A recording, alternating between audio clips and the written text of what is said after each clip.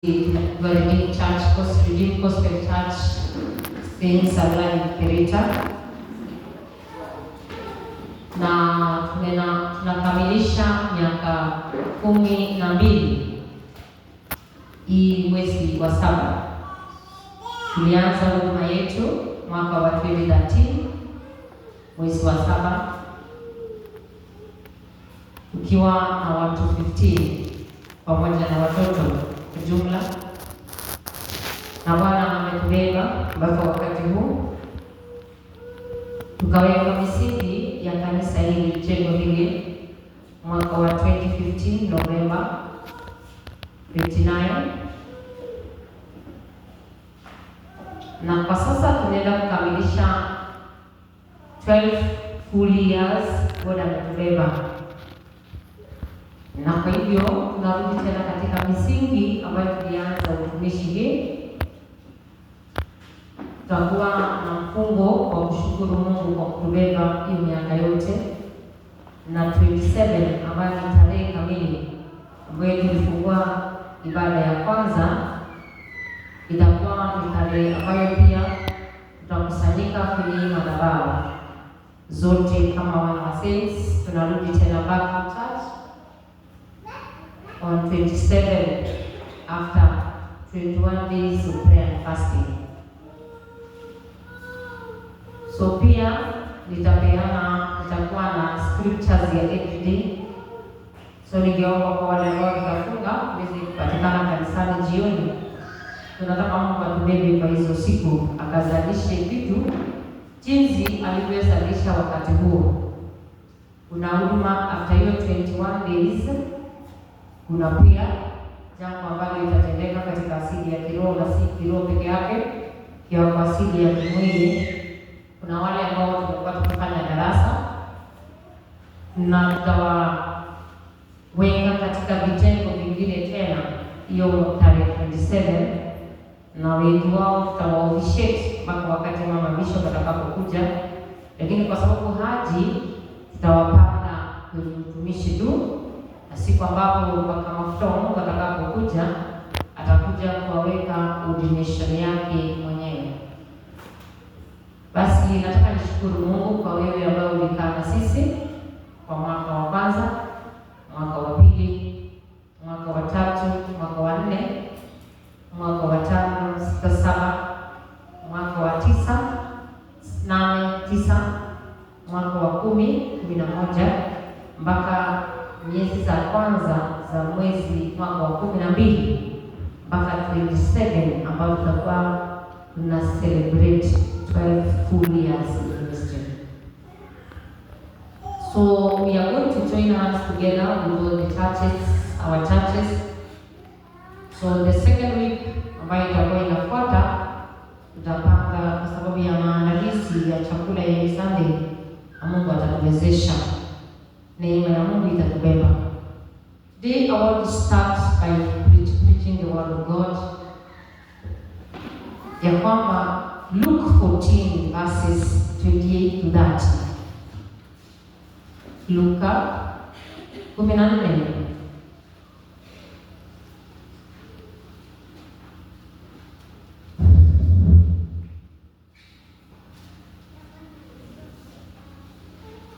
Luke 14, 28 to 30. Luka 14:28 inasema, maana ni nani kati ya katikati ninyi kama ukitaka kujenga mnara, asiyeketi kwanza na kuhesabu gharama kwamba anavyo vya kumaliza, asije akashindwa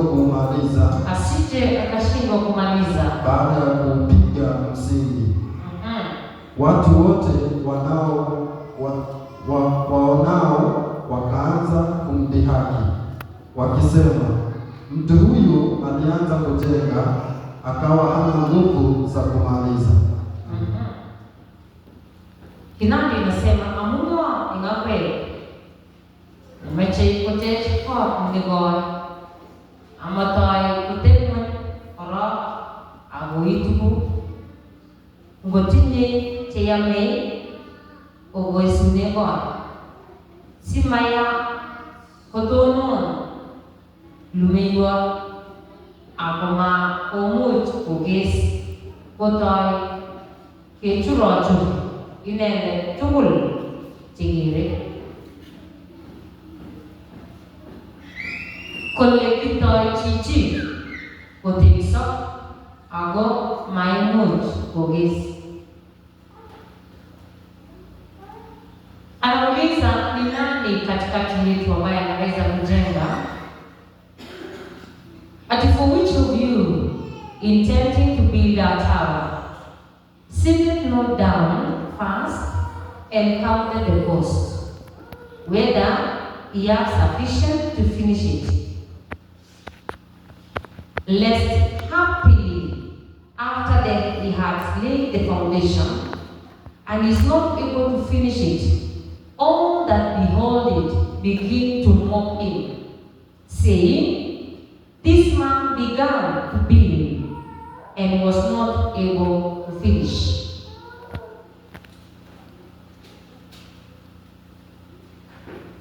Huyu ni mtumishi wa Mungu anauliza, ni nani katikati yenu anaweza jenga nyumba na asiketi chini kuangalia gharama zake, ili asije akaanza kazi na asimalize, kwa sababu tulipoanza kazi hatungekuwa tumemaliza, tungekuwa kicheko.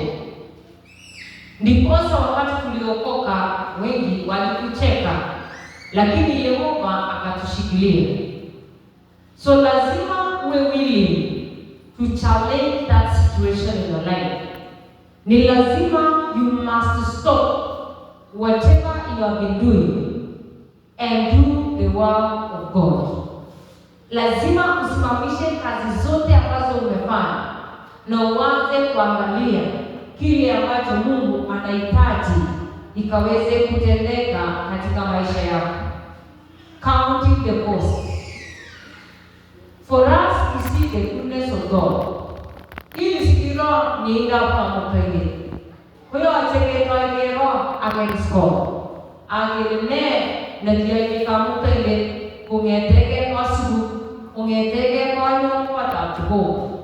Tangu ukoke, ni nini cho Mungu alikutendea? Ametenda mambo makubwa sana. Wengi wetu tulikuwa tumejawa na machozi, lakini leo hii hata kama tunalia machozi, hatulii machozi ya huzuni, tunalia machozi ya furaha. Tunalia machozi ya vita ambayo Mungu alitupigania. Tunalia machozi ya kwamba Mungu maiko chitu chokasane chike. Kala mutini ke kuliro chichi kitoego amata. Nene yusu kukonane rana kwa kila mpende kala yetu chichi. Kwa sababu nikiangalia mahali atatoa kama saints alive. Penye alitoka kwa hiyo nyumba yenye ilikuwa na confusion, nyumba ambayo ilikuwa inaongezwa every corner, nyumba ambayo ilikuwa inapanuliwa every direction, na akatuleta katika jengo ambalo imejengwa permanently, imewekwa rangi, ina madirisha, ina milango ya chuma, ina sababu ya kusema aliyeanzisha kazi nzuri ni mwaminifu kukamilisha. Ya pili, ili ukaweze kutazama uzuri wa Jehova, ni kwamba wewe uko strong in the Lord. Ephesians 6:10. After counting the cost, baada ya kuhesabu kila ambacho umefanya, unaanza kuwa strong in the Lord.